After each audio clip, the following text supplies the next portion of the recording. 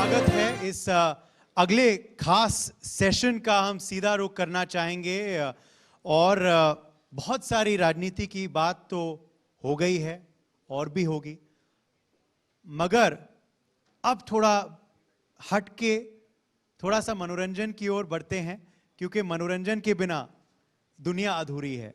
जी हाँ, जो भी राजनीतिक हस्ती आ रहे हैं और काफी विश्लेषक और वरिष्ठ पत्रकार भी हैं, वो सब अगर एकमात्र राय रखते हैं किसी चीज के बारे में, और विभिन्न पार्टी के लोग हैं यहाँ, वो है उनका प्रेम फिल्मों के लिए, और खास करके अभिषेक चौबे की फिल्मों के लिए। सो पहले तो अभिषेक, बहुत बहुत स्वागत है आपका। Welcome to the show. Thank you very much. उत्तर भारत में आजकल सर्दियां आ गई हैं। सर्दियों में लोग सूप पीना पसंद करते हैं, और इस वजह से शायद अभिषेक अभी इसी वक्त इसी सीजन में लेकर आए हैं किलर सूप। जी, 11 जनवरी को रिलीज हो रहा है, और बड़ा ही एक यूनिक टाइटल भी है, किलर सूप। आमतौर पे इस तरीके के टाइटल होते नहीं है, लेकिन जिस तरीके की कास्ट है और जिस तरीके का आप कह लीजिए फ्लेवर है शो का, ये काफी यूनिक है, नया है, लेकिन बहुत ही मजेदार है। नेटफ्लिक्स के संग कोलैबोरेशन कैसे हुआ? क्योंकि मैं दर्शकों को बता दूं, किलर सूप नेटफ्लिक्स पे स्ट्रीम होगा दिस जनवरी। सो उनके साथ कोलैबोरेशन कैसा हुआ? नेटफ्लिक्स के साथ मेरा एसोसिएशन तो अभी 4-5 साल से चल रहा है। काफ़ी तमाम काम किया है उनके साथ, और नेटफ्लिक्स जैसा प्लेटफॉर्म आने से हमारी इंडस्ट्री में एक तरीके की क्रांति आई है, और जिस तरीके से एंटरटेनमेंट का कंजम्पशन होता है उसमें बहुत तब्दीलियाँ आई हैं नेटफ्लिक्स जैसे प्लेटफॉर्म के आने से। और हम तो बेसिकली स्टोरी टेलर्स हैं, हम वहाँ जाएंगे जहाँ ऑडियंस है, तो हम नेटफ्लिक्स के पास भी पहुँचे अपनी कहानियाँ लेकर के। और सबसे जो खास बात मुझे लगती है स्ट्रीमिंग प्लेटफॉर्म्स के बारे में, खासतौर से नेटफ्लिक्स के बारे में, कि एक तरीके की कहानियाँ होती हैं जो कि आप स्ट्रीमिंग प्लेटफॉर्म्स पे सीरीज के जरिए ज़्यादा अच्छे से एक्सप्रेस कर पाते हैं, ना कि 2 घंटे की फिल्म में। और ये नई चीज़ है जो नेटफ्लिक्स के साथ करने का मुझे मौका मिला है। बिल्कुल। कुछ इस सीरीज के बारे में बताएं। It looks very intriguing, it sounds very intriguing. Title भी पहले तो शीर्षक कैसे चुना गया? तो ये एक आप कह लीजिए, अब सूप के बारे में तो है ही, एक कपल के बारे में, हस्बैंड एंड वाइफ, और उनकी जिंदगी जो है खाने के इर्द गिर्द घूम रही है। जो वाइफ है वो एक रेस्टोरेंट खोलना चाहती है, और दुनिया का सबसे बढ़िया पाया सूप बनाना चाहती है, ये उसकी एम्बिशन है। तो कहानी यहाँ से शुरू होती है, और कहने में तो लगता है कि ये बहुत हल्की सी बात है, लेकिन बात बड़ी है, क्योंकि ये इंसानी रिश्तों की कहानी है, इश्क की कहानी है, और ना सिर्फ इस दंपत्ति की कहानी है, बट इनके परिवार की भी कहानी है, लालच की कहानी है। लेकिन जो सबसे ज़्यादा ज़रूरी चीज़ है वो है अपने इंसानी रिश्तों में पावर का क्या रोल है। जबकि जो हम तो पावर के बारे में जब बात करते हैं तो हम देश की और राजनीति की बात करते हैं, लेकिन power also plays out in a family. तो ये उसकी कहानी है अल्टीमेटली। और आज आप न्यूज प्लेटफॉर्म के मंच पे हैं, तो कहीं ना कहीं न्यूज हेडलाइन से भी ये देखिए क्या है कि कमाल की चीज जो ये है कि अगर आप अखबार पढ़ें या इंटरनेट पे सर्फ करें तो बहुत ही अजीब टाइप के, अतरंगी टाइप की हेडलाइंस आपको मिलती हैं। तो जो मेरे राइटर्स थे, we came across number of such headlines, and we thought कि अगर ये कहानी को, अगर हम ये जो वन लाइन है इसको हम लेकर के कहानी बनाएं तो क्या होगा। और ये एक बात से दूसरी बात निकली और बनती गई, और now killer soup is here. Absolutely. Manoj Bajpayee के संग आप दोबारा, मैं दर्शकों को बता दूं who don't know, killer soup में कोंकणा सेन शर्मा है, मनोज बाजपेयी हैं। तो मनोज बाजपेयी के संग दोबारा कोलैबोरेट करके कैसा अनुभव था आपके लिए? You worked with him earlier also. Yes, I have in a film and in a short film as well. It's very lucky for a director like me to be making movies in a generation where you have actors like Manoj Bajpayee and Konkona Sen Sharma. बहुत ही कमाल के actors हैं, बहुत ही evolved actor हैं, और उनका जो approach है अपने क्राफ्ट के, वो बहुत ही यूनिक है। तो उनके साथ काम करना मतलब मेरा काम आसान हो जाता है, मैं तो ये कहूँगा। और ये जो था बड़ा ही पेचीदा टाइप का शो है, इन द सेंस कि आमतौर पे आप कहते हैं कि एक शो की एक टोन होती है कि भाई ये कॉमेडी है तो एक तरीके की परफॉर्मेंस होगी, या ये एक्शन है, या ये ड्रामा है। ये जो कहानी है इसमें इन सारे भाव का समावेश है, ये सारे फ्लेवर्स हैं, एक तरीके से हिंदुस्तानी थाली कह लीजिए। तो उसमें इसकी पिच पकड़ पाना कि किस टोन में एक्टिंग करनी है, कि भाई एकदम जो है जीवंत रियलिस्टिक स्टाइल नहीं अपना सकते, it has to be slightly above reality, but over acting भी नहीं कर सकते, तो इसका सही बैलेंस बनाना, it's almost like putting the right masala in your dish.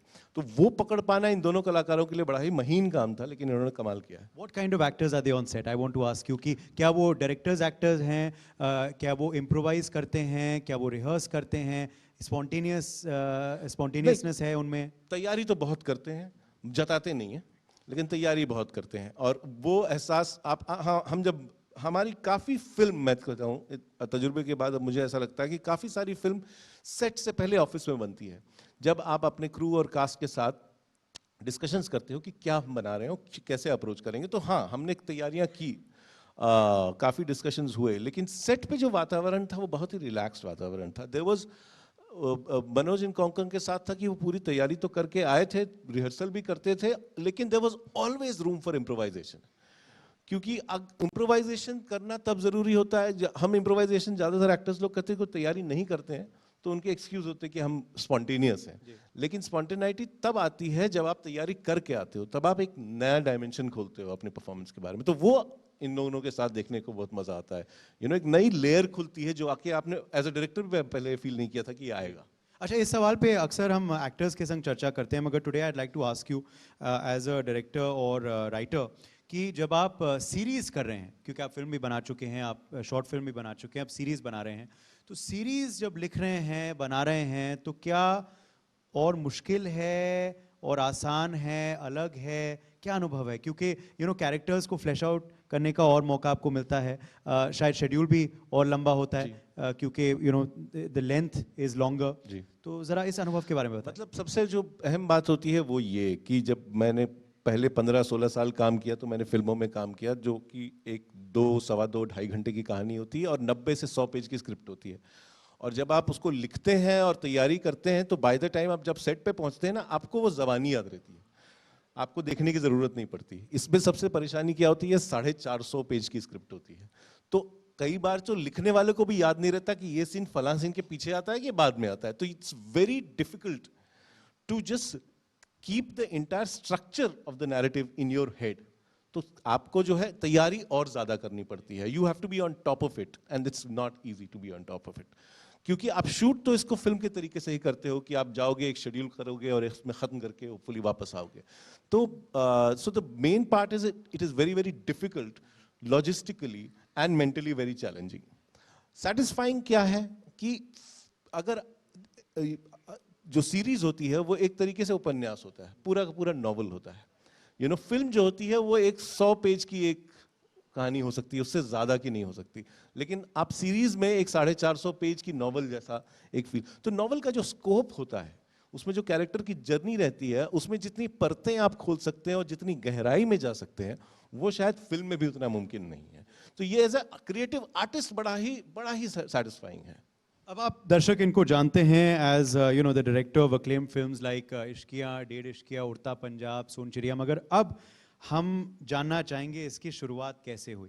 तो अभिषेक चौबे की कहानी, उन्हीं की जुबानी। तो अभी सिंधिया साहब यहाँ थे, सिंधिया साहब अयोध्या के बारे में चर्चा कर रहे थे, आपका जन्म भी अयोध्या में हुआ, तो बताइए चाइल्डहुड कैसा रहा और फिर फिल्मों की ओर आप कैसे बढ़े?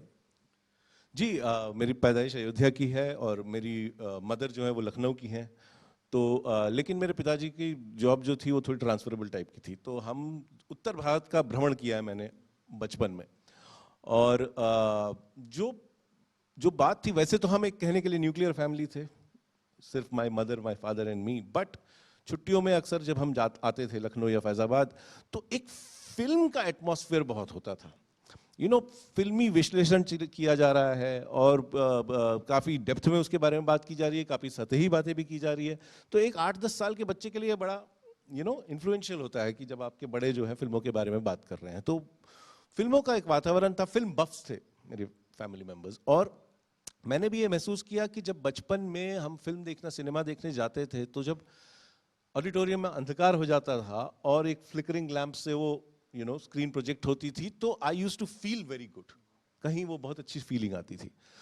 हालांकि मैंने 10-11 साल की उम्र में मेंटली ये डिसाइड कर दिया था कि मुझे कुछ फिल्म मेकिंग के बारे में पता नहीं था तब, बाय द वे, कि कैसे किया जाता है, how film is made, what are the technicals, but somewhere in my mind I had made my decision कि मुझे फिल्में बनानी है, एक्टिंग नहीं करनी है, फिल्में डायरेक्ट करनी है। लेकिन बताने की किसी को हिम्मत नहीं थी, और मैंने हिम्मत करके अपने एक दोस्त को बताया जो मेरे मोहल्ले में रहता था, तो मेरे बहुत ही भजियत हुई। तो मैंने कहा मैं किसी को ये बात बताऊंगा नहीं। उसके बाद मैं बोर्डिंग स्कूल में गया हैदराबाद में, जहाँ पर मैं थोड़ा होराइजन्स खुले। तो जब मैं वापस आया तो मैंने पिताजी से बहुत डरते डरते ये बात शेयर करी कि मुझे फिल्म डायरेक्टर बनना है। And both my parents were very amused. उनको लगा कि लड़का हीरो बनना चाहता है। तो मैंने कहा नहीं मैं हीरो नहीं बनना चाहता हूँ। वो लगा थैंक गॉड मेरे फादर ने कहा कि हमारी शक्लें वैसी है नहीं। लेकिन that time was a time कि मैं करीब 16 एक साल का था जब मैंने डिसाइड किया कि अच्छा ये पुख्ता हो गया, मुझे यही करना है। लेकिन दिल्ली में जब आया हिंदू कॉलेज में, दिल्ली यूनिवर्सिटी में, तब एक्चुअली दिशा मिली मुझे कि ये कैसे किया जाएगा। क्योंकि दिल्ली में जो एक तो मेरे यार दोस्त बने जो आज भी हैं, दूसरा फिल्म सोसाइटी, थिएटर, यहाँ का जो कल्चरल सीन है दिल्ली यूनिवर्सिटी का, उससे मैं मुखातिब हुआ। तो ना सिर्फ हिंदुस्तानी जो मेन स्ट्रीम सिनेमा है, लेकिन इसके अलावा हिंदुस्तान की जो अलग भाषाओं का सिनेमा है वो देखा, पैरेलल सिनेमा, ना सिर्फ main stream but art cinema देखा, दूसरी दुनिया का सिनेमा देखा, यूरोप का सिनेमा, जापान का सिनेमा। तो ये जो समझ में आई बात कि सिनेमा किस तरीके का अथाह समंदर है, और उसमें जाकर के कोशिश करो। दिल्ली से मुझे एक्चुअली दिशा मिली कि ये करना चाहिए। और मैं जब मेरा इम्तिहान खत्म हुआ 3rd ईयर का, मैंने रिजल्ट का वेट नहीं किया, अनरिजर्व्ड गाड़ी में बैठ करके मैं बम्बई आ गया, और बस जर्नी वहां से शुरू हो गई। तालियां तालियां इनके लिए, बिल्कुल ही आउटसाइडर इन द इंडस्ट्री। और देखो आज, और मैं आपको बता दूं कि मैं भी हिंदू कॉलेज से ही पढ़ा हुआ हूं, और अब मैं जब गया था अभी कॉलेज एक इवेंट के लिए, तो वहाँ एक हॉल ऑफ फेम बन गया है, और उस हॉल ऑफ फेम में आपकी भी तस्वीर है। क्या बात है। तो देखिए उस समय ख्याल आया फिल्मों का, और आज हॉल ऑफ फेम में इनकी तस्वीर है वहाँ। मगर फिर आप मुंबई गए, फिर विशाल भारद्वाज से मुलाकात कैसे हुई, कब हुई?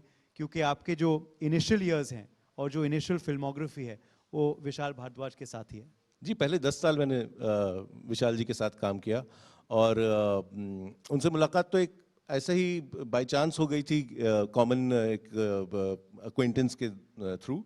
और वो एक पहली फिल्म बना रहे थे अपने बच्चों की, और मेरे पास पैसे नहीं थे, तो मैंने कहा मैं कर लेता हूँ।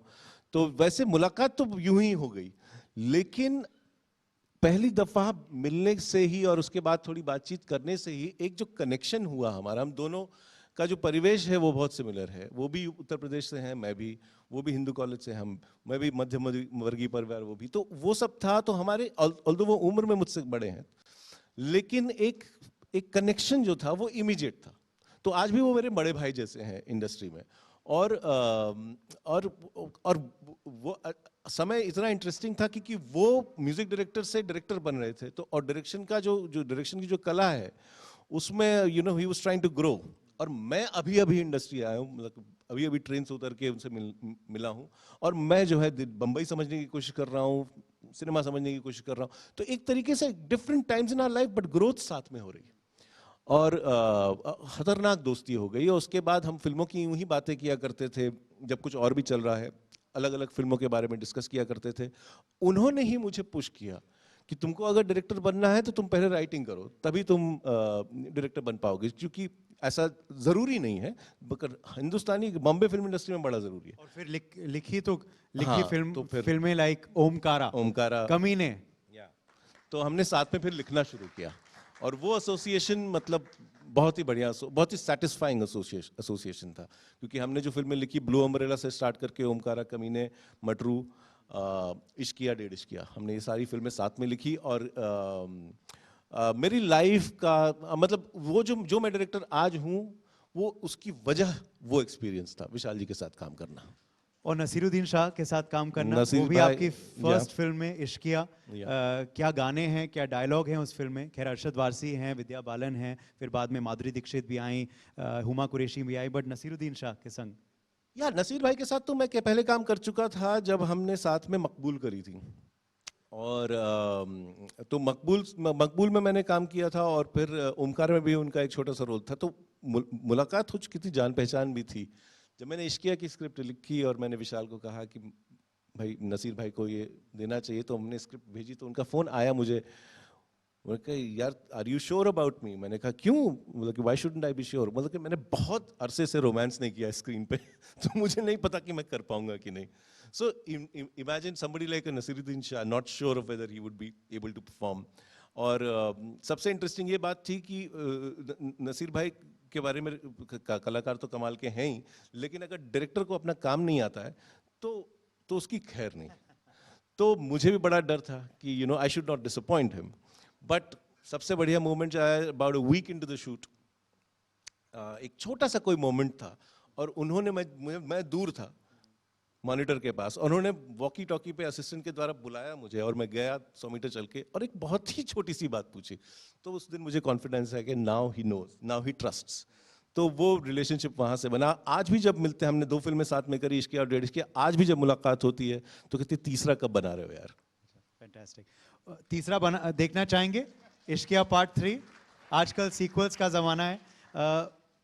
अनदर फिल्म उड़ता पंजाब, अलग ही कल्ट स्टेटस बन गई उस फिल्म की। टॉमी सिंह, आलिया भट्ट का किरदार जो है, तो you know how did you react to that kind of response, और कहाँ से ये आइडिया आया? क्योंकि ड्रग मेनेस तो बहुत प्रेवलेंट था, ये बहुतों को पता था हिमाचल प्रदेश में, खास करके पंजाब में, मगर किसी ने इस पे फिल्म बनाई नहीं, और वो भी जिस तरीके से आपने बनाई। तो उसके वो फिल्म का आइडिया कहाँ से आया, जरा बताइए। And did you expect the kind of reaction after? Also controversy भी हुई, वो did you anticipate that? Politics में भी कहीं ना कहीं वो फिल्म घुस गई थी उस वक्त। नहीं, जो कंट्रोवर्सी का जहाँ तक सवाल है तो हम we were naive, you know, we didn't expect, we didn't think. हमें तो लगा हम बहुत बढ़िया काम कर रहे हैं, हमें तो ऐसा लगा था। और क्या हुआ यूं कि ये आइडिया आया कि let's explore the problem of drugs through a set of characters. ये बेसिक आइडिया था। और people who are drug users, जो कि विक्टिम्स हैं, जो ड्रग अब्यूज का विक्टिम है, and people who are fighting this menace, like the police, the law enforcement, the doctors, जो कि सामाजिक तौर पे इस चीज से लड़ रहे हैं, उनके बारे में कहानी कहने की अर्ज थी। और हम पंजाब गए और मेरे जो राइटर हैं सुदीप शर्मा साहब, वो भी गए, हमने वहाँ वक्त बिताया। हम लोग का फिर भी पंजाब में जाने के पहले हम फिर भी ये सोच रहे थे कि हम एक कोई कूल फिल्म बना रहे हैं जो यूथ को अपील करेगी। लेकिन जब हमने जा करके वहाँ पर देखा जो जो सच्चाई थी, हमने ये सारी एम्बिशंस छोड़ दी। हमने कहा कि अब ये फिल्म बना रहे हो तो आपकी ये हो गई है social responsibility, and you can not be cavalier about it, you have to be sincere about what you going to show. तो फिर हमने उस कहानी को उस तरीके से लिखा जिसमें हमारा एजेंडा ये था कि हम जितने ज्यादा लोगों को इसके बारे में ये मैसेजिंग दे सकें। That was purely our agenda, rather than जो भी हम जिसमें गाने भी हो, जो एंटरटेनमेंट भी हो, कॉमेडी, वो सिर्फ इसलिए हो ताकि लोग देखने में इंटरेस्टेड हो जाएं और एक्चुअल जो असली मैसेज है उसको देखें। तो that was our agenda. And I think, I mean, in part because of the controversy maybe, we were successful in being able to do so. It's a film that I'm really, really proud of. Okay. Sonchiriya आई, सोनचिड़िया की अलग cult status थी। आखिर में मैं आपसे पूछना चाहूँगा, सुशांत सिंह राजपूत के संग काम करना कैसा रहा? मनोज बाजपेयी के बारे में तो आपने बताया, वो भी इस फिल्म का अहम हिस्सा है, मगर सुशांत के साथ कैसा अनुभव था? And I believe Sushant was really excited जब आप ये प्रोजेक्ट लेके आए, because it was something very different to what he had done before, the kind of ruggedness and realness of the character.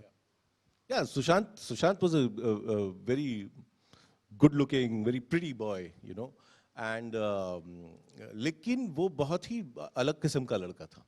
वो जिस तरीके की किताबें पढ़ता था, जिस तरीके की बातें करता था, you know, he was a very serious person.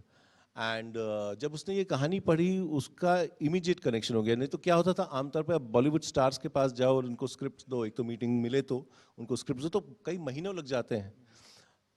लेकिन सुशांत को मैंने 1 बजे स्क्रिप्ट दी और 4 बजे उसका फोन आ गया कि मैं कर रहा हूँ। तो it was that immediate, because he really could relate to what the film was trying to say, you no.